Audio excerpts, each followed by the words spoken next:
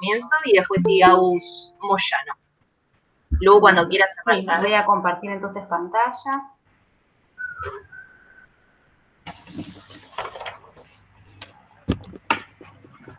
Bueno, creo que se está viendo, ¿no? Sí. Sí. Genial. Bueno, entonces yo voy a dar un seminario bastante cortito, digamos. La idea era un poco sinergizarnos y complementarnos con Agustina. Las dos vamos a estar hablando de programas de activación de macrófagos.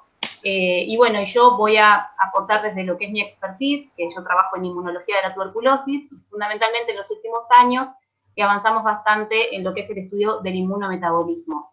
Así que bueno, yo trabajo en el Instituto de Medicina Experimental, que pertenece al CONICET y también a la Academia Nacional de Medicina. Estamos muy, muy cerquita de Gutiérrez. Bueno, voy a empezar por dando un pantallazo, digamos, de lo que conocemos sobre los perfiles de activación de los macrófagos, perfiles de activación, a veces también llamados procesos de polarización de los macrófagos. Ustedes saben que los macrófagos, dependiendo del microambiente en donde se encuentren, del tipo de señales y estímulos que reciba, puede adoptar distintos programas de activación que se caracterizan por distintos fenotipos, distintas funciones efectoras y que tienen factores de transcripción específicos que los dirigen. En líneas generales, uno puede hablar del perfil, digamos, llamado M1 o clásicamente activado, que es un perfil que está fuertemente vinculado a procesos inflamatorios, y al perfil M2, o alternativamente activado, que por el contrario está más asociado a procesos de resolución de la inflamación, ¿sí? Estas nomenclaturas, M1, M2, después ahora vamos a hablar un poquito que el M2 se subclasifica en M2A, M2B, M2C, bueno, todo este tipo de nomenclaturas están un poco en desuso, si bien se siguen usando, la realidad es que hoy en día, como hay tanta diversidad de estímulos que pueden conducir distintos tipos de perfiles, a lo que se tiende es a poner M de macrófago y entre paréntesis el estímulo polarizante que uno utilizó. Por ejemplo, un M2A clásico sería un M, entre paréntesis, IL4. Pero bueno, eso les digo porque por ahí si buscan papers o demás, van a encontrar como, no sé, que los nombran de distintas maneras. Y esta fue la forma, digamos, una de las más iniciales, y luego, a medida que fueron encontrando más diversidad y más complejidad, se fueron especificando más estas nomenclaturas, y ahora se intenta usar esta nomenclatura de poner M y entre paréntesis la citoquina o el estímulo polarizante.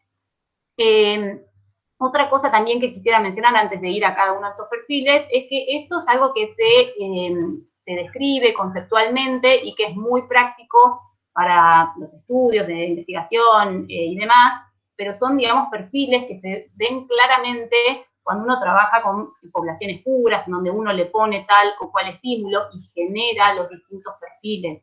La situación en los tejidos o en los órganos, la situación, digamos, in vivo, es mucho más compleja que esto de lo que vamos a estar hablando, y en general hay poblaciones mixtas que expresan de manera simultánea marcadores de distintos tipos, y bueno, en función de la prevalencia, en cuanto sobre todo a lo funcional de una u otro tipo de funcionalidad, es que uno por ahí los termina clasificando, pero estas digamos, poblaciones tan puras de las que vamos a hablar, difícilmente uno las pueda reconocer en estructuras más complejas, ¿no? En general, los fenotipos que uno ve en la vida real son fenotipos mucho más dinámicos, que pueden pasar de unos a otros y son mixtos.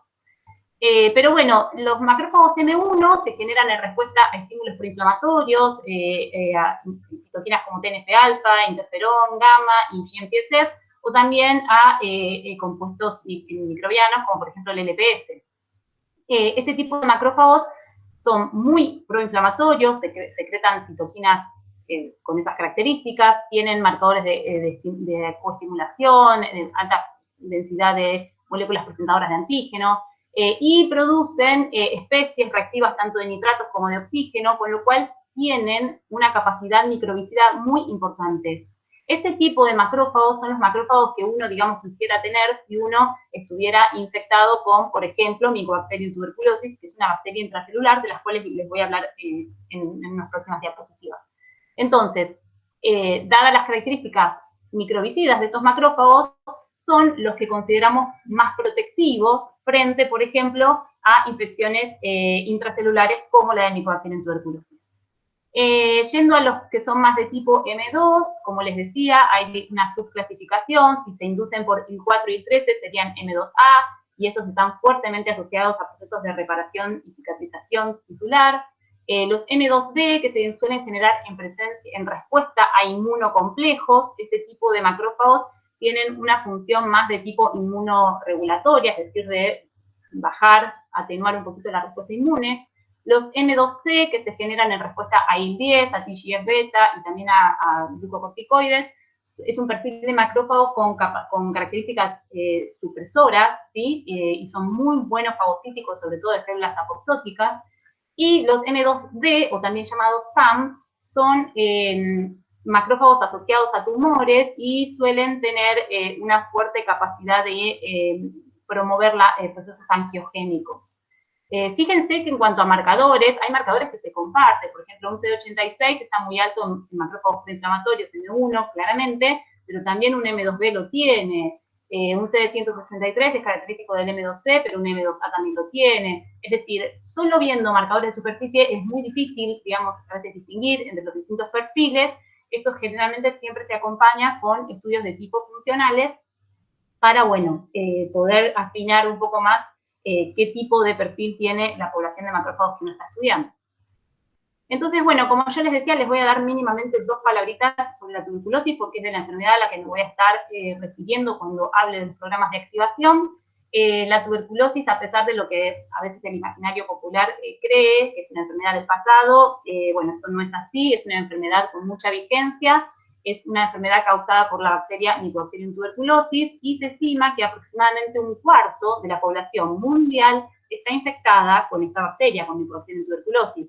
La mayoría, la enorme mayoría de estos infectados tienen una infección que llamamos latente, es decir, una bacteria que se encuentra en el organismo, pero que no causa enfermedad, y estas personas no son contagiosas. Sin embargo, bajo determinadas situaciones, la infección se puede reactivar, por lo tanto, toda esta enorme cantidad de gente constituye un reservorio para la micobacteria. Ahora bien, hablando de las personas que cuando se infectan sí se enferman y desarrollan una tuberculosis entonces activa, en 2019 tuvimos unos 10 millones de personas que enfermaron por tuberculosis en todo el mundo y 1.2 millones murieron. En nuestro país tuvimos unos 12.000 casos en este mismo año, y bueno, dejo planteado 2020 porque los datos de 2020 van a ser muy complicados, creo que no los vamos a nunca tener, por todo el problema que ya sabemos, por la pandemia, por las restricciones en el acceso de salud, lo cual hizo que caiga muchísimo el diagnóstico, que los tratamientos se interrumpan. La tuberculosis es una enfermedad de un tratamiento muy prolongado, ese es uno de los grandes problemas que tenemos para controlarla. Y bueno, dada el fuerte impacto que tuvo la pandemia en cuanto al acceso a los sistemas de salud por parte de las personas, se estima que para el 2025 vamos a tener un fuerte adicional en cuanto al número de muertes y a personas que se enfermen por tuberculosis, bueno, debido a todos estos inconvenientes que pasamos.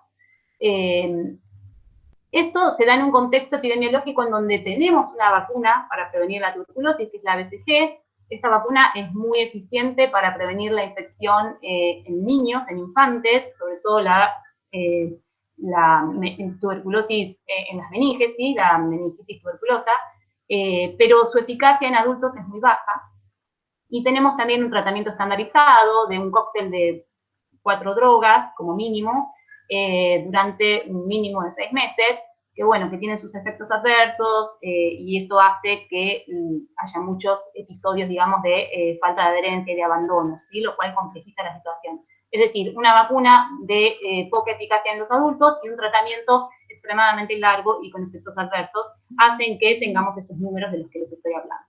Pero bueno, como les decía, los macrófagos son una pieza clave en la respuesta inmune frente a la tuberculosis, porque son la célula la que más infecta y en donde la bacteria puede sobrevivir, pero también el macrófago tiene la capacidad de eliminarla, ¿sí? Esta capacidad microbicida de la que yo les vengo hablando. Entonces, allá por el 2014, más o menos, 2013, 2014, iniciamos un proyecto en donde queríamos estudiar cómo el microambiente tuberculoso impacta en el programa de activación de los macrófagos. Este proyecto lo iniciamos en conjunto con un grupo europeo de Francia, en el marco de un convenio que tenemos, que es un laboratorio internacional asociado. Y lo que hicimos fue sencillamente exponer monocitos de dadores sanos a lo que serían modelos de microambientes tuberculosos. Usamos como modelos de ese microambiente la fracción acelular del líquido pleural de pacientes con tuberculosis, ¿sí? Lo voy a llamar PETB o TBTE, dependiendo del año de la publicación del paper, estamos cambiando la nomenclatura. Pero bueno, básicamente es esto, es la fracción acelular de los derrames pleurales de pacientes con tuberculosis, o el medio condicionado de macrófagos infectados con Mycobacterium tuberculosis. ¿Sí? Estos dos abordajes los hicimos para modelar el microambiente tuberculoso. Expusimos monocitos entonces a uno o a otro y evaluamos su fenotipo y su función, digamos, la funcionalidad de estas células que se generaban en respuesta a estos estímulos. Y lo que vimos es que estos macrófagos que se generaban, ya sea con el líquido pleural o con este medio condicionado, eran macrófagos que tenían pinta, digamos, de ser del tipo M2C, ¿sí? Es decir, estos inmunosupresores, en cuanto a sus marcadores de superficie, a sus factores de transcripción, y no voy a entrar en los detalles porque quiero contarles varias cositas, pero en cuanto a también hicimos muchos estudios de funcionalidad y vimos que tenían una capacidad inmunosupresora, suprimiendo la respuesta TH1, y permitiendo un mayor crecimiento intracelular de los bacilos, ¿sí? Entonces vimos que los microambientes asociados a la tuberculosis podían inducir un perfil inmunosupresor en los macrófagos. Luego empezamos entonces a estudiar cómo el metabolismo podía también estar entrando en juego, porque digamos, ya para el 2014 empezaban a salir varios trabajos que establecían cómo las vías metabólicas impactaban en las funciones efectoras de las células inmunes, ¿sí? En lo que se conoce como inmunometabolismo. Y particularmente para el caso de los perfiles más extremos de macrófagos, que serían los M1 y los M2, se definieron distintos perfiles metabólicos que condicionan y determinan la función efectora que tienen estos tipos de macrófagos. Entonces, para que un macrófago M1 sea bien microbicida, tiene que tener esta vía metabólica activa, que es la vía fundamentalmente glicolítica. Estos macrófagos, cuando consumen la glucosa y la derivan a piruvato, en vez de incorporarla al ciclo de Krebs y hacer respiración mitocondrial, lo que hacen es derivarla a lactato, en un proceso de glicólisis. Y esto lo hacen incluso en presencia de oxígeno. Es un proceso que está regulado positivamente por este factor HIF-1-alfa, y lo que ganan estos macrófagos al hacer esta vía, que es una vía energética que genera valores de ATP no tan altos como la vía mitocondrial, pero lo que ganan es un metabolismo muy rápido. ¿Sí? Estos macrófagos tienen que responder muy rápido y vigorosamente frente al patógeno que los está invadiendo. Entonces, lo que se descubrió, digamos, lo que se evidenció, es que estos macrófagos M1, que tienen esta vía glicolítica tan activada, tienen un buen control bacteriano, y de hecho, si se usan drogas que inhiben el metabolismo de la glucosa, la carga bacilar en estos macrófagos aumenta, es decir, pierden capacidad de controlar el crecimiento de la micobacteria. Por otro lado, los macrófagos M2, con funciones más de tipo regulatorias, de cicatrización y demás, la glucosa que incorporan no la derivan tanto al lactato, sino que la incorporan al ciclo de Krebs y generan entonces altas cantidades de ATP. Estas altas cantidades de ATP las obtienen, pero en tiempos más tardíos, ¿sí? Porque es más lento el proceso. Pero esto es compatible con sus funciones que también son de más largo plazo, ¿sí? Funciones más de regulación de la respuesta inmune, funciones de cicatrización, y bueno, y también otra vía metabólica que está fuertemente implicada en estos macrófagos es la beta-oxidación de ácidos grasos. Estos macrófagos con este metabolismo, entonces, están asociados a una mayor persistencia bacteriana, y de hecho, si por ejemplo se usan drogas que inhiben, por ejemplo, la beta-oxidación de ácidos grasos, que también ocurre en las mitocondrias, el macrófago entonces ahora gana capacidad de controlar a la micobacteria. ¿Sí? Hay menos micobacterias que pueden crecer en estos macrófagos, es decir, que en ese sentido se vuelve un poquito más M1, más microbicida. ¿Sí? Bueno, lo que nosotros quisimos entonces en este contexto y con estos conocimientos que estaban empezando a surgir, quisimos indagar si justamente el microambiente tuberculoso era capaz de interferir con la red metabólica asociada al perfil M1, que como les dije, es una red eminentemente glicolítica. Entonces lo que hicimos fue generar macrófagos a partir de monocitos de dadores sanos, los dejamos sin diferenciar o diferenciados hacia el perfil M1 en presencia de interferón gamma y LPS, en presencia o no del líquido pleural tuberculoso, de la fracción celular del líquido pleural tuberculoso, ¿sí? Lo que llamamos los PEM1. Y ahora, rápidamente, en 2 diapositivas voy a resumir un trabajo enorme, que lo publicamos hace muy poquito, en donde básicamente lo que demostramos es que, a diferencia de los macrófagos M1 convencionales, que como les dije son bien glicolíticos, los M1 generados en presencia del líquido pleural tuberculoso tienen una menor capacidad de liberar lactato, es decir, hacen menos glicólisis, tienen una mayor capacidad de respiración mitocondrial, es decir, más parecido a lo que hace un M2, tienen una menor expresión de HIF-1-alfa, que yo les conté que regula positivamente tanto la glicólisis como las funciones proinflamatorias, y de hecho las funciones proinflamatorias, evidenciadas en este caso por la liberación de interleuquina 1 beta y la producción de especies reactivas de los ciclos mitocondriales, también están reducidas. Y lo más interesante de todo es que alojan mayores cargas vacilares. Entonces, este líquido de la exposición con el líquido pleural estaba inhibiendo la glicólisis y las propiedades proinflamatorias de los macrófagos, impactando en su capacidad microbicida. Después también de hacer varios ensayos, fuimos queriendo dilucidar qué componentes dentro del líquido pleural tuberculoso eran los que estaban mediando todas estas alteraciones metabólicas que repercutían en la función de los macrófagos, y terminamos evidenciando por distintos métodos que se trataban de lípidos presentes en la fracción en la fracción del líquido pleural tuberculoso. Y particularmente trabajamos con lo que es una fracción enriquecida en ecosanoides de los derrames de pacientes con tuberculosis, y vimos que esta fracción enriquecida en ecosanoides fue capaz de reproducir exactamente el mismo efecto que generaba el líquido pleural intacto. Es decir, inhibía la glicólisis, inhibía las propiedades proinflamatorias, inhibía la expresión de HIF-1-alfa y aumentaba la carga vacilar, es decir, estropeaba la capacidad microbicida de estos macrófagos. Y ahora, precisamente, bueno, muy lentamente estamos tratando de indagar un poquito más y dilucidar quiénes son los ecosanoides y más estrictamente los metabolitos derivados de ácidos grasos poliinsaturados que están mediando todos estos fenómenos. Este, digamos, sería el resumen de este trabajo, en donde, básicamente, les repito, lípidos, sabemos que son de la familia, digamos, de estos metabolitos de pufas, de ácidos grasos poliinsaturados, que están presentes en este microambiente tuberculoso, terminan inhibiendo la actividad de HIF-1-alfa. Esto inhibe su metabolismo, promueve el crecimiento bacteriano, y si uno, a través de drogas como el BMOC, logra restaurar la actividad de HIF-1-alfa, se inhibe todo lo que ejercen estos lípidos, ¿sí? Digamos, se logra revertir el efecto del líquido pleural. Y bueno, y terminamos concluyendo en de que este tipo de mecanismo podría constituir una estrategia dirigida contra el metabolismo glicolítico del macrófago para favorecer la persistencia del bacilo en el hospedador.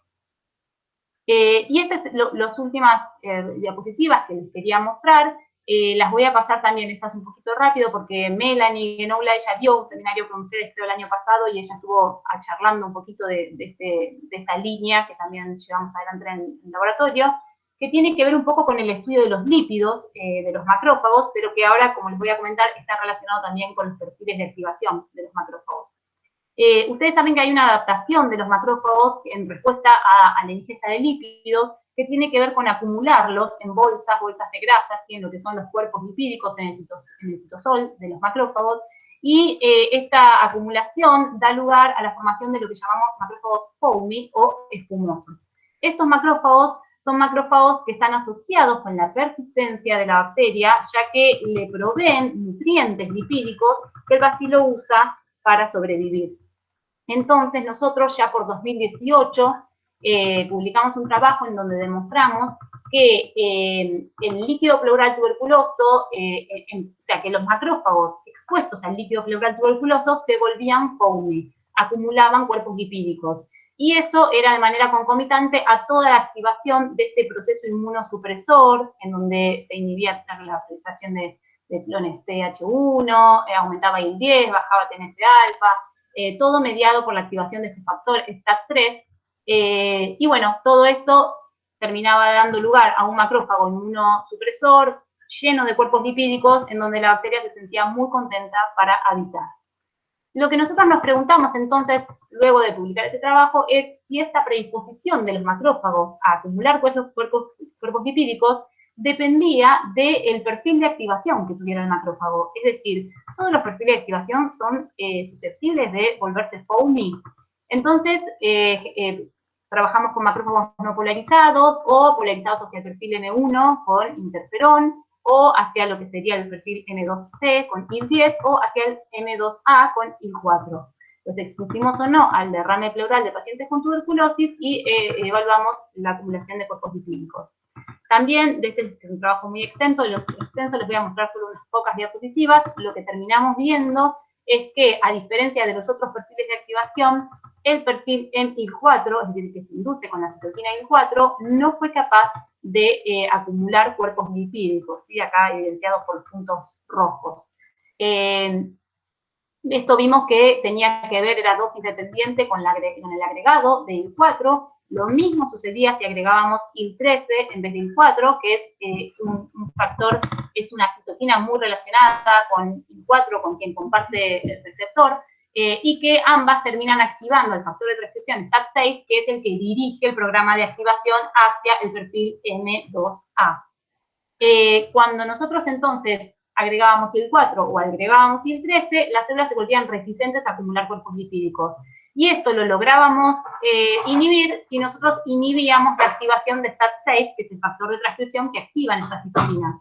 Entonces, inhibiendo STAT6, lográbamos volver a estas células otra vez susceptibles a acumular cuerpos lipídicos. Acá entonces hicimos un análisis más de la morfometría de los cuerpos lipídicos, lo que terminamos concluyendo, ya sea por microscopía como óptica, digamos, como por microscopía electrónica, es que tanto los no polarizados como los macrófagos polarizados con IL-4, ambos son capaces de generar cuerpos lipídicos, pero los cuerpos lipídicos de los macrófagos en IL-4 son de mucho menor tamaño, ¿sí? Y esto nos empezó a hacer pensar que estos cuerpos lipídicos en los macrófagos en IL-4, mucho más pequeñitos que los de los M0, ¿sí? Estas bolsas blancas, estarían sufriendo procesos de lipólisis. Y fíjense que lo que observábamos también, de particular en estas micrografías de microscopía electrónica, es que los cuerpos lipídicos de los MIL4 se encontraban generalmente asociados a estas estructuras que son mitocondrias. Y sabemos que en la mitocondria ocurre beta-oxidación de ácidos grasos. Entonces, recordemos que los macrófagos M2, y en particular los inducidos por IL-4, tienen una alta beta-oxidación de ácidos grasos. Lo que pensamos es, ¿será que los lípidos de los cuerpos lipídicos se están lipolizando y los ácidos grasos están siendo oxidados por beta-oxidación, por la alta actividad oxidativa que tienen estas mitocondrias? Y eso es lo que está entonces disgregando nuestros cuerpos lipídicos. Bueno, hicimos algunos ensayos y encontramos, por ejemplo, por microscopía confocal, que mientras que los macrófagos no polarizados, la mayoría de los cuerpos lipídicos, que acá se muestran en verde, colocalizan con los ácidos grasos y no con las mitocondrias, de lo que se ve aquí, en los macrófagos en IL-4 hay un aumento, un incremento en la cantidad de ácidos grasos que empiezan a colocalizar con las mitocondrias y se ve muchísimo menos formación de cuerpos lipídicos. Entonces, lo que probablemente esté pasando es que estos cuerpos lipídicos, las grasas, digamos, de estos cuerpos lipídicos estaban siendo simplemente lipolizadas y usadas, metabolizadas en las mitocondrias. De hecho, encontramos un incremento en la respiración mitocondrial en los macrófagos MIL4 tratados en el líquido pleural tuberculoso. Esto lo voy a pasar también muy, muy rápido, hicimos muchos experimentos. Básicamente lo que concluimos es que la activación por IL-4, por IL-13 de STAT6 termina favoreciendo la lipólisis, el ingreso de los ácidos grasos a beta-oxidación de ácidos grasos y generando cuerpos lipídicos entonces más pequeñitos, ¿sí? Entonces dijimos, bueno, si estas células tienen cuerpos lipídicos más pequeños y los cuerpos lipídicos ayudan al crecimiento de los bacilos, pensamos cuando se infecten no van a ser tan susceptibles al crecimiento de la bacteria. Sin embargo, cuando infectamos estos macrófagos con Mycobacterium tuberculosis, la micobacteria se las rebuscó para reprogramar metabólicamente a estos macrófagos y, aún teniendo STAT6 activado, les cambia totalmente su metabolismo de modo tal de que sí los vuelve, los induce al fenotipo POMI, es decir, termina viviendo, digamos, en un macrófago en donde la micobacteria se sigue sintiendo cómoda para replicarse. Bueno, eso es simplemente lo que un poco les quería contar. Disculpen si pasé todos los trabajos muy rápido, pero bueno, era lo que más o menos en lo que estuvimos trabajando bastante en programas de activación y en distintos aspectos, entonces quería sondear un poquito de cada uno, pero si tienen preguntas específicas más de cada uno de los proyectos, lógicamente quedo abierta para escucharlas. En cuanto a agradecimientos, bueno, verán que esto es un trabajo como, bueno, fundamentalmente, bueno, José Luis Marín Franco y Melanie Genoula, que fueron los dos estudiantes, bueno, Melanie ahora ya es doctora, forma, digamos, mis primeros estudiantes de doctorado, los primeros que formé, así que fueron como una gran ayuda en todos estos ensayos. Y después la gran colaboración con el grupo francés. También tenemos colaboración con México, con los médicos que nos proveen las muestras, Pablito Girlos, que antes trabajaba con nosotros, ahora está en Perrío, y gente del INVIR también, porque también tenemos proyectos en este mismo sentido, pero en la coinfección con VIH, del cual no tuve tiempo de charlarle. Y bueno, y algo también que yo nunca me voy a olvidar, porque es la verdad que cuando en nuestro país es muy importante contar con la colaboración de todos. Nosotros en el instituto no teníamos un citómetro que pudiera con más de un láser, y muchos de todos los resultados que yo les mostré, gran parte, y de los que no les mostré, que forman parte de los papers, se hicieron usando, digamos, los citómetros de ahí del Hospital Gutiérrez, gracias a la buena onda, digamos, a la generosidad de la gente ahí de inmunología, sí, a Sole, que está acá conectada, a María Isabel. Así que bueno, la verdad es que, digamos, todos en algún punto nos terminamos como conectando. Así que bueno, gracias. Gracias, Lu. Ay, pues sí, más que lo más. Lo más que lo más. Excelente trabajo. No. Una belleza. Una belleza. Yo tengo una pregunta metodológica. Agus está temblando ya, supongo, por esto. ¿Por qué? Porque con respecto al experimento que vos hablaste, que cultivabas los macrófagos con el líquido de derrame y con medios condicionados. Sí. Sí, no, como pasaste muy rápido, quería algunos detalles metodológicos, porque nosotros lo que pensamos hacer es, en el marco de la tesis de Agus, después los monocitos ya diferenciarlos a macrófagos in vitro y ver cómo responden a la infección por Epstein-Barr. Pero una de las cosas que vimos interesantes, que vimos algunos indicios en Hodgkin y que ahora Agus los está buscando en las muestras que tenemos de amígdalas, es que podrían regular en el microambiente, en el marco de la infección, PDL1. Y estábamos pensando experimentos, no, digamos, no ya haciendo la diferenciación in vitro, sino poniéndolo directamente con medios condicionados o cultivando con células infectadas con Epstein-Barr. ¿Cómo haces eso? ¿Cómo verías? Bueno, para un virus me parece que va a ser un poco más posible una cosa así. Sí, para un virus por ahí tiene una vueltita de rosca experimental un poquito más compleja, porque nosotros lo que hacíamos es infectábamos los macrófagos, en paralelo llevábamos macrófagos no infectados como control. Entonces terminábamos obteniendo los dos medios condicionados. El que venía de los macrófagos fehacientemente infectados y lo que nosotros llamábamos el CM control, digamos, ¿no? Porque también vos estás poniendo un medio, estás diluyendo tu medio de cultivo con un medio ya usado. Claro. ¿Entiendes? Entonces, ese control lo tenés que tener siempre, sí o sí.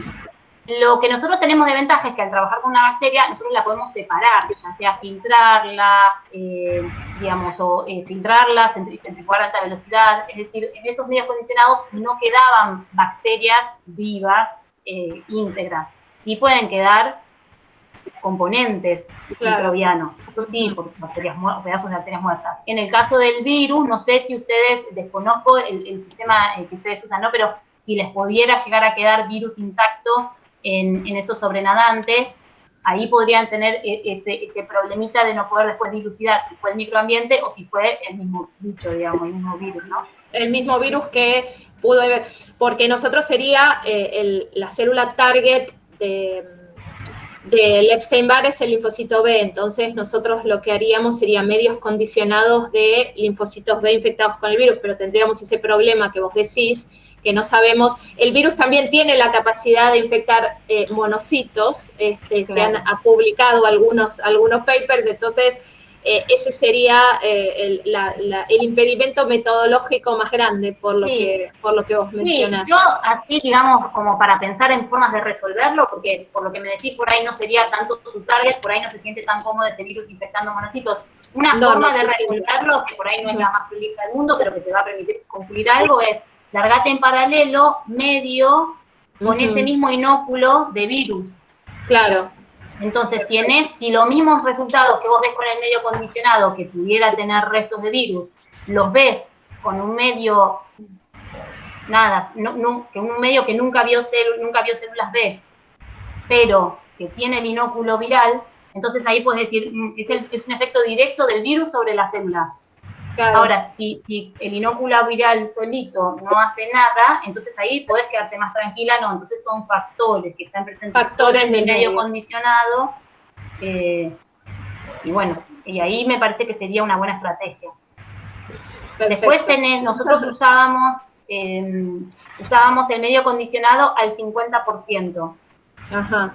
Eso también por ahí ustedes lo van a tener que barrer distintos porcentajes. Y el líquido pleural tuberculoso al 20%, volumen sobre volumen.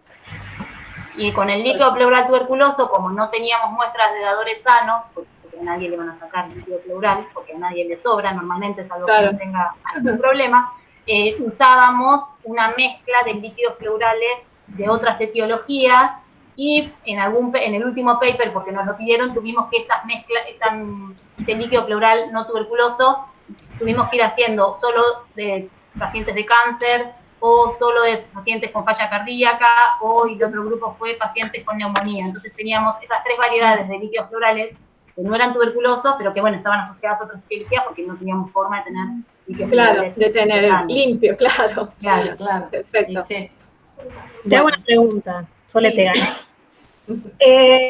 Esos líquidos pleurales, ustedes los pulean, y cuando dijiste que determinaron que eran los lípidos dentro de esa fracción los que tenían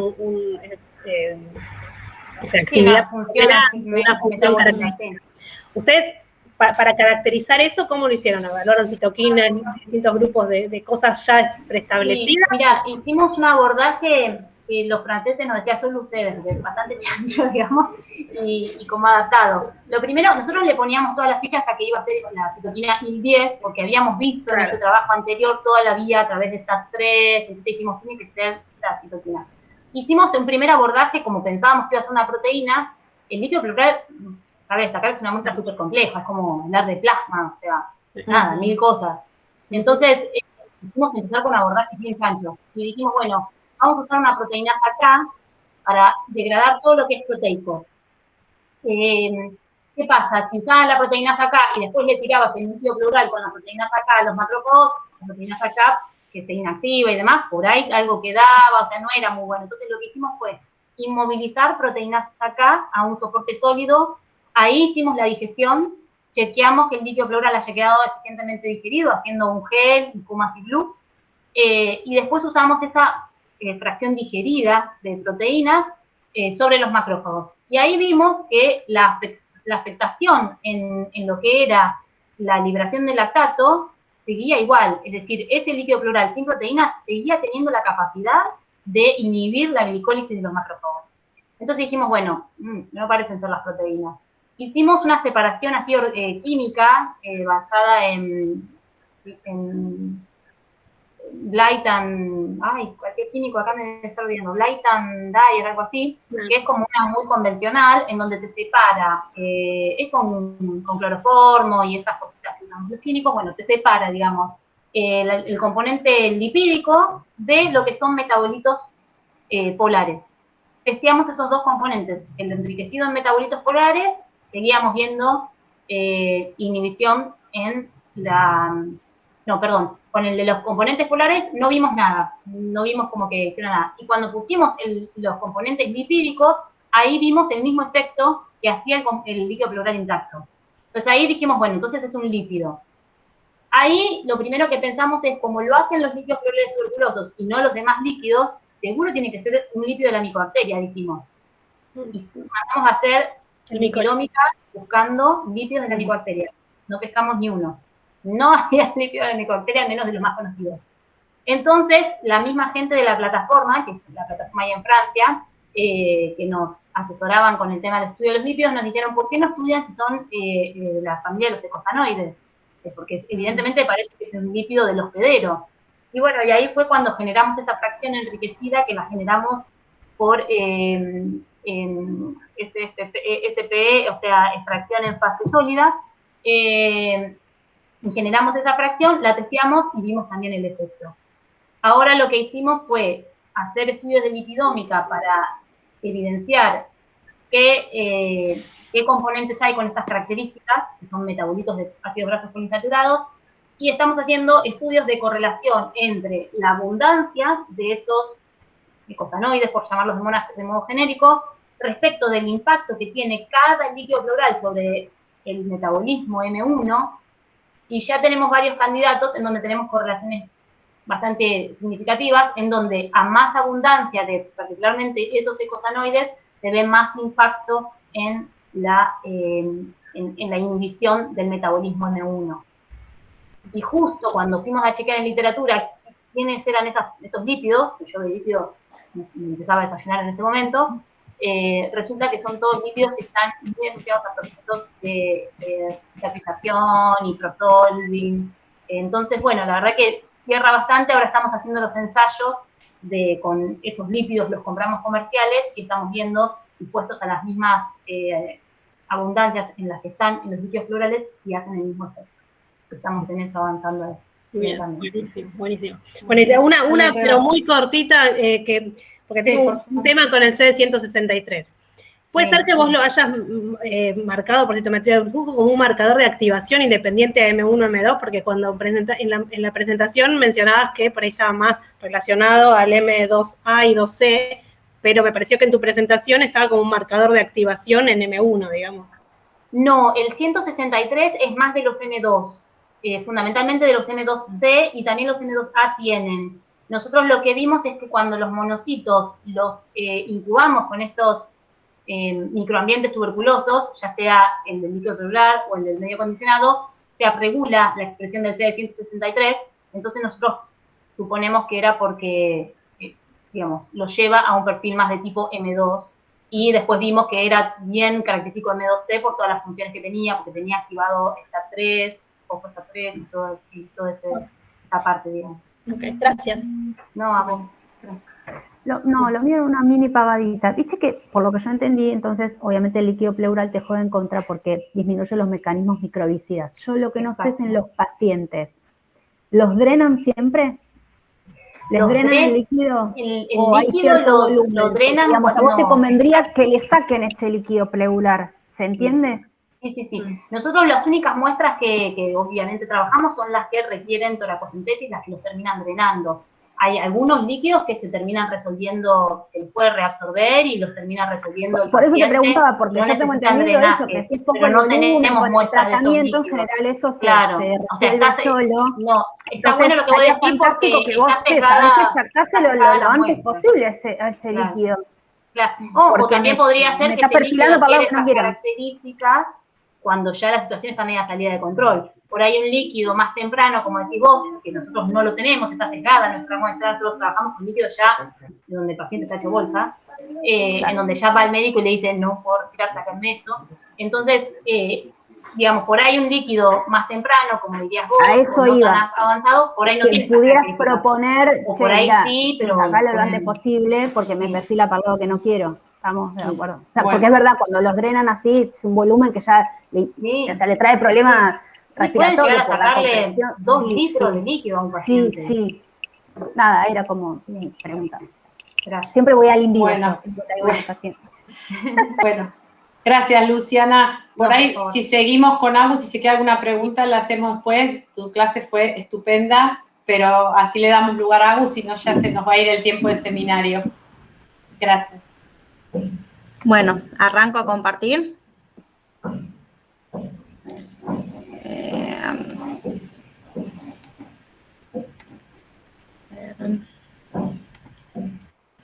Avísenme porque yo no los veo. Ah, y tengo al lado martillazos a lo loco, así que perdón si se escucha como el Tujes. Se ve bien, Se ve perfecto, Agus.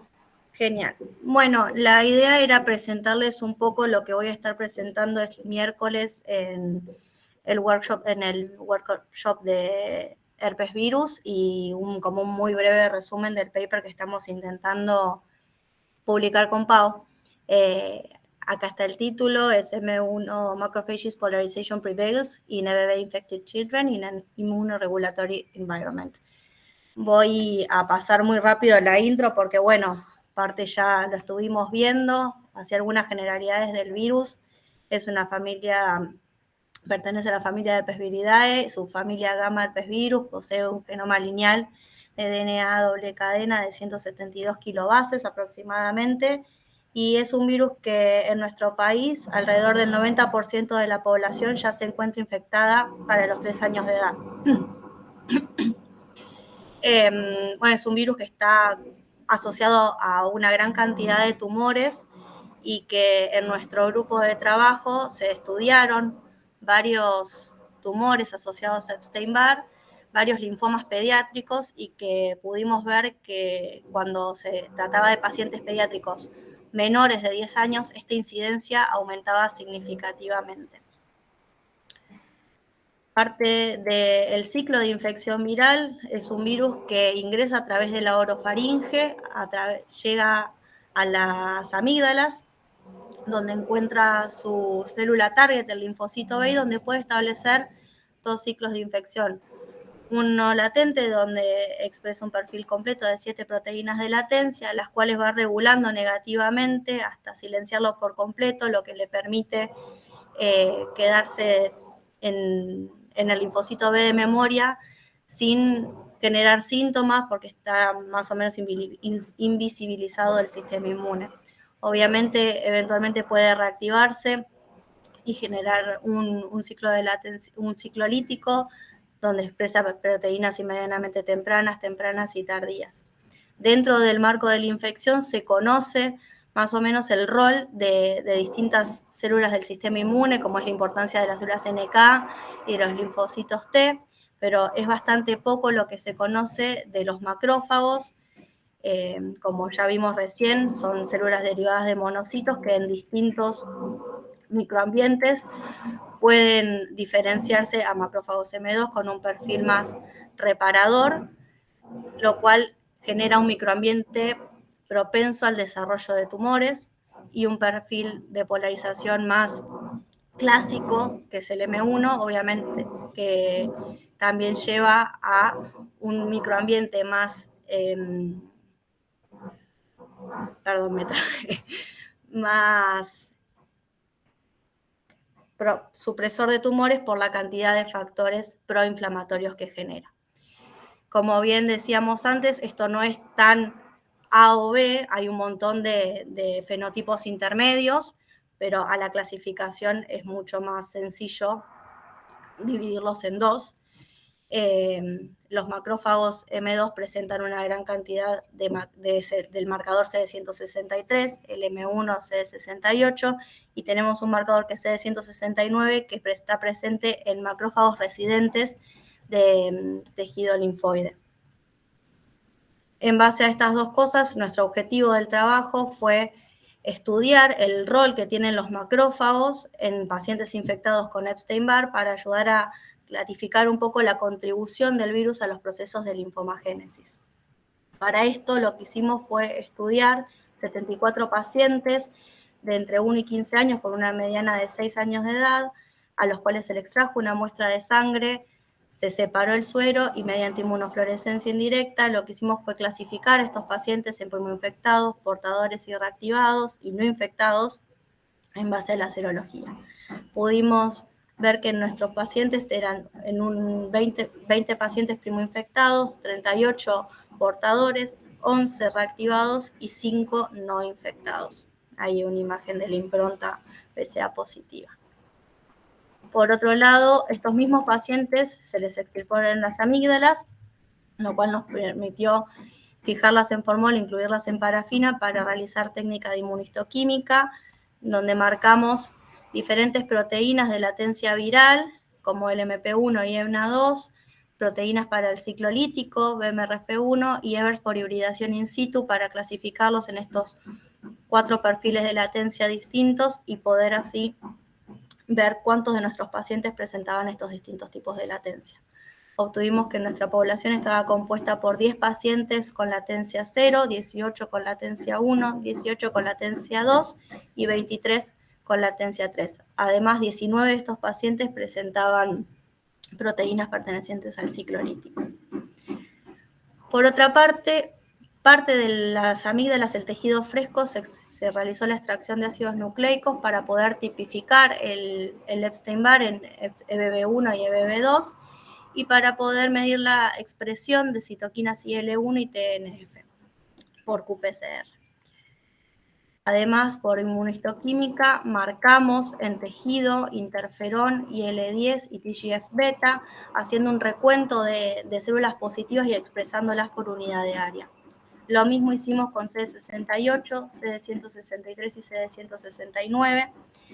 Y como bien decíamos antes, clasificamos a estos pacientes en M1 o en M2 dependiendo la relación entre el marcador CD68 y CD163, siendo mayor o menor a 1,5, dependiendo cuál de los dos marcadores prevalecía. Todos estos marcadores que se hicieron por inmunistoquímica, se hizo un recuento tanto en la región del centro germinal de la amígdala como en la región interfolicular. Bueno, un poco los resultados en cuanto a la distribución de los macrófagos en la amígdala. Vimos que el marcador que prevaleció en la corte completa de nuestros pacientes fue CD168. Y en cuanto a la distribución histológica de estos marcadores, lo que vimos fue que CD68 prevalecía en la región interfolicular y que esto se mantenía únicamente en pacientes primoinfectados. CD163 también prevalecía en la región interfolicular y y esto se mantuvo cuando se dividió los pacientes en las tres formas de infección, en primoinfectados, portadores y reactivados. En cambio, CD169 prevaleció en el centro germinal, manteniéndose únicamente en pacientes portadores. Como conclusiones de estos marcadores, obviamente vimos que todos los pacientes presentaban, aunque sea un porcentaje de todos los marcadores, no es que era exclusivo uno u otro marcador. CD68 prevaleció, como dijimos, en toda la corte de pacientes y cuando se lo diferenció en estatus de infección. Como bien dijimos, la diferencia entre el marcador 68 y 163 hacía que un paciente se lo clasificara en M1 o M2. El 89% de nuestros pacientes presentaba perfil de polarización M1. CD68 y CD163 prevalecían en la región interfolicular y únicamente para primoinfectados en CD68 y en los 3 subgrupos de pacientes para CD63. CD69 era mayor en el centro germinal para la corte completa y para los portadores, y además vimos que no había correlación entre la marcación de los perfiles de latencia de macrófagos y la carga viral, y tampoco vimos que hubiera alguna diferenciación en el recuento de estos macrófagos CD68, CD163 y 169 positivos en cuanto al tipo viral, EBV1 o EBV2.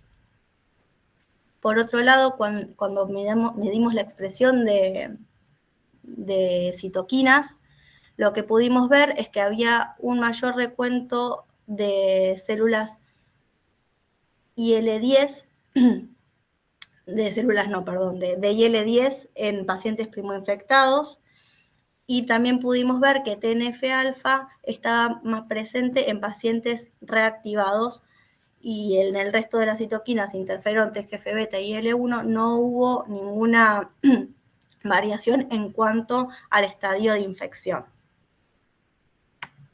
Para hilar un poquito más fino, queríamos ver si estas citoquinas tenían alguna correlación con el perfil de polarización de macrófagos, y lo que tuvimos fue una correlación positiva de TGF-beta con las células CD68 positivas, que está más ligado a un perfil de polarización M1, y que interferón también correlacionaba con CD68 en pacientes primoinfectados, tanto en CD68 como en CD169.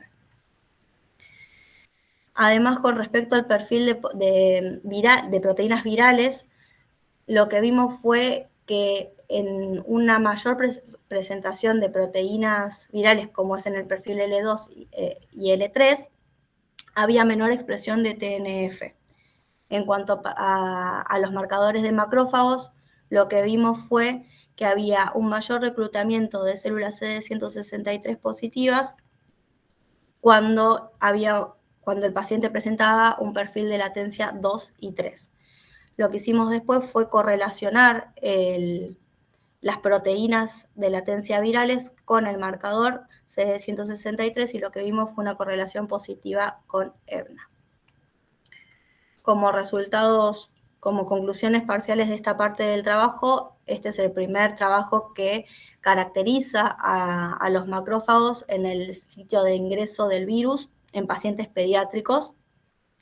Lo que vimos es que el perfil de polarización M1, característico de un entorno proinflamatorio, prevalece sin importar el estado de la infección, el tipo o la carga viral, y que en un contexto no inflamatorio igualmente sigue prevaleciendo este perfil de polarización M1, por lo que el interferón quizás no sería tan determinante en dirigir esta polarización.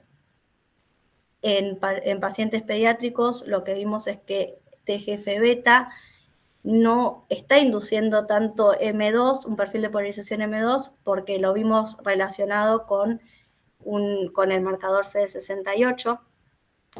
Los antígenos de latencia 3 pueden estar reclutando una mayor cantidad de macrófagos polarizados a M2, y la expresión de TNF-alfa está restringida cuando hay una mayor cantidad de expresión de proteínas de latencia.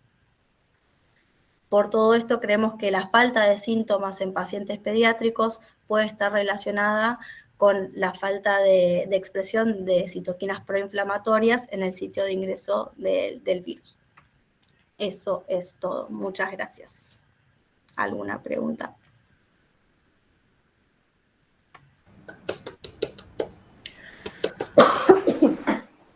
¿Estás con la garganta? No, me siento re mal, perdón, pero me siento como el culo. Me voy a ir a hisopar después del seminario. Bueno, otra vez no, Agus. Ojalá que no, pero desde el sábado estoy. Bueno, súper trabajo, la verdad te felicito. Un laburo, un montón de laburo hiciste, me consta estas amígdalas. Así que bien ahí, todo el trabajo que has hecho. La verdad que muy lindo y bueno, me parece que están con Pau explorando un aspecto súper valioso de una evidencia que la vemos desde hace muchos años y uno le trata de buscar la explicación, ¿no? Y como siempre, bueno, como son cosas biológicas, te vas a encontrar con esas grandes dispersiones, pero bueno, el valor está en que estudias pacientes y no un modelo. Así que nada, mis felicitaciones por tu trabajo. Gracias, Dire. Yo tengo una duda, pero es más metodológica. En las correlaciones que se hacen, hay muchos de los puntos que caen sobre los ejes, o sea, están en 0, me parece. ¿Puede ser? No sé si es que es un 0,0004, ponerle. Sí, lo que pasa es que dentro de las amígdalas hay algunas marcaciones que es muy poquito lo que se llega a ver en distintas marcaciones, ¿no? No en todas, C68 está incendiada la amígdala, pero en algunas citoquinas es muy poquito, dependiendo la citoquina, se hizo un recuento en la totalidad de la amígdala, se recorrió todos unos cachos de amígdalas así gigantes, y en otras no tanto porque ya era mayor la cantidad de expresión que había. Claro, ahí lo que yo, miren que estoy hablando medio de boca de jarro, pero dentro de las correlaciones que uno hace hay que ver si se cumplen los criterios de normalidad antes de elegir el test de correlación. Entonces, si hay muchos puntos que caen cerca de cero, quizás lo que te convenga es convertirlo a algún tipo de logaritmo o exponencial y ahí ver si cumple el criterio de normalidad y volver a hacer. Porque lo que se nota, o sea, es algo que me han enseñado a mí en base a cosas que yo he hecho peores. O sea, que si vos sacaras, supuestamente en una correlación positiva, si vos sacaras 2 puntos o eligieras 2 puntos cualquiera, te tendría que igual trazar la recta. Y ahí con esos puntos en cero no se ve. Igual, siempre que se presentan las correlaciones hay que poner los valores de R y demás, porque puede ser débil, muy débil.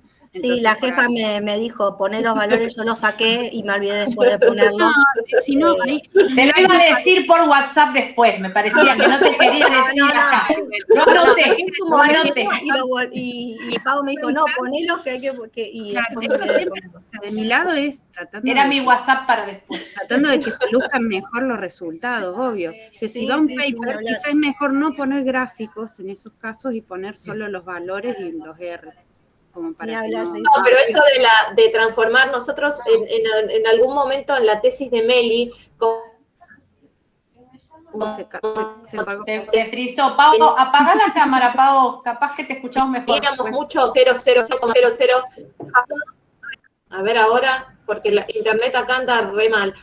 En la tesis de Meli lo que habíamos hecho también era por sugerencia de Facundo, también transformar el valor, porque era todo, no como Agus que tenía algunos, eran todos 0,00 algo, entonces habíamos hecho eso para que cuando tenés valores de 0, 0 y pico, transformás a escala logarítmica y al menos visualmente te colabora muchísimo. Si no, hay otras correlaciones que se pueden hacer cuando no se cumplen los criterios, sino ver otro tipo de correlaciones. Igualmente, en favor de Agus, yo no soy partidaria de transformar los resultados de datos, de hacer transformaciones, porque uno puede buscar la cantidad de transformaciones que quiera hasta que quede claro. No soy partidaria. En este caso es para cumplir los criterios de normalidad y poder usar el... Pero por eso, vos evaluás tus valores que corresponden a un test normal o no, y si no son normales, aplicás un test métrico que sea aplicado justo para ese tipo de situaciones. Sí, yo ahí concuerdo con vos. Yo decía para el gráfico.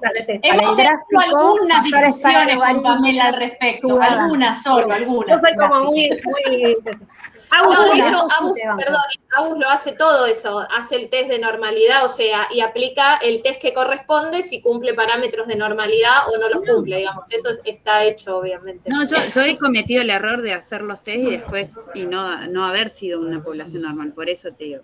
No saben de dónde viene mi corrección. Y después aplicar el test que corresponde, sabiendo si es normal o no, pero sin transformar los resultados. Pero bueno. Sí, esto en realidad es por el hecho de no llegar a una publicación y que ahí te lo digan, o sea, como para que se vean más lindos los resultados, porque si existe correlación es que existe, y en estas cosas tan multivariables es significativo. Te puedo con respecto a esto mismo una mínima sugerencia, porque a mí también me ha pasado, y cuando mandamos el trabajo de Frontier 2018, la correlación estaba en escala logarítmica por esta misma situación que están comentando, de valores por ahí muy chiquitos todos juntos y algunos un poco más grandes y demás, y a los fines ilustrativos lo pusimos en escala, no transformamos los datos, simplemente cambiamos la escala. Lo que pasa es que cuando cambias la escala, la liñita que te hace de tendencia, se te deforma toda. Entonces a uno de los revisores no le gustó, de que no, decía como una correlación y me mostrás una curva así que hace una especie de ganchito al final, ¿qué es eso? Entonces sí aclará en la leyenda de que estás mostrando los datos en escala logarítmica. Claro, porque a mí me parecía obvio de, bueno, el señor fíjese los ejes, pero cuando me hizo esa observación, como que claro, el que lo ve y mira solamente la figura y el primer vistazo es ver una cosa que no es una línea, sino que te da como la línea de tendencia, una cosa medio gaussiana, no iba. Sí, si no Entonces, poner aclararlo. gráficos y poner solo los valores de R en el texto. Claro. O también. Bueno, muy lindo. Yo tengo una sola cosita, pero puede ser que me esté... Vos dijiste que tenías 74 pacientes y esos 74 pacientes incluían las amígdalas controles o eran solamente los pacientes, porque después cuando hablabas de las latencias me parece que sumaba más de 74 la latencia. No, lo de las latencias es que los pacientes que expresaban la proteína de ciclolítico está aparte, o sea, hay pacientes que expresan proteínas de latencia y proteínas del ciclolítico. Por eso sumaba más. Pero sí, están incluidos los pacientes no infectados, lo que sí durante el análisis, cuando separamos en primo-infectados, portadores y reactivos, no se incluyó porque eran muy poquitos y no daba para la estadística. Pero sí se incluyeron cuando se hablaba de la corte completa de pacientes. Fantástico. Sí, yo te quería preguntar también, porque me parecía como súper interesante, vi que eran poquitos, 24 o 5, pero súper interesante también ver entre los no infectados versus los infectados o alguna de las graduaciones que ustedes hacen, por ejemplo, la distribución de los macrófagos. Y me sumo a los comentarios que hizo Victoria, realmente muy lindo el trabajo y el agregado de estar trabajando con muestras de pacientes, chapó, la verdad, espectacular. No, el tema es que es lo mismo que vos decís, vemos esas mezclas, ¿viste? Por eso hicimos esos puntos de corte de 1.5, e incluso nosotros también hicimos, Agus lo hizo, análisis por citometría en algunos pacientes, exploramos monocitos también, o sea, eso nos cortó la pandemia, pero bueno, esperemos en colaboración con Mercedes, ahí en la academia hicimos algunas, tenemos planeado también, hicimos algunas cosas de monocitos y tenemos planeados hacerlas, pero bueno, la pandemia nos partió al medio a todos. Claro, ¿con Mercedes que Borges? Mercedes Borges, sí. Una capa. Sí, es una capa, sí. Bueno, lo que necesiten, ya saben. Ay, gracias. Sí, de hecho, ¿cómo se llama? Nos cortó la pandemia porque estábamos empezando a evaluar también algunos marcadores por citometría en amígdalas y en monocitos de sangre periférica. Y ella fue la que nos sugirió hacer directamente, porque nuestra idea original era aislar las poblaciones directamente de macrófagos, pero como el marcador C68 es difícil porque es intracitoplasmático, no podíamos hacer experimentos posteriores, entonces fue la que nos sugirió directamente hacer con monocitos y diferenciarlos para hacer los experimentos in vitro. Así que bueno, esperamos pronto poder retomar todo eso. Que incluso están nuestros anticuerpos en la academia. Están nuestros anticuerpos en la academia, están allá. Así que bueno, lo que necesiten, o si necesitan factor de diferenciación, lo que sea. Muchísimas gracias. Bueno, gracias a las dos por las excelentes presentaciones. Bueno, gracias Luciana por compartir nuestro seminario y sumarte. Gracias a ustedes por la invitación. Bueno, buenísimo. Bueno, Gracias, chao.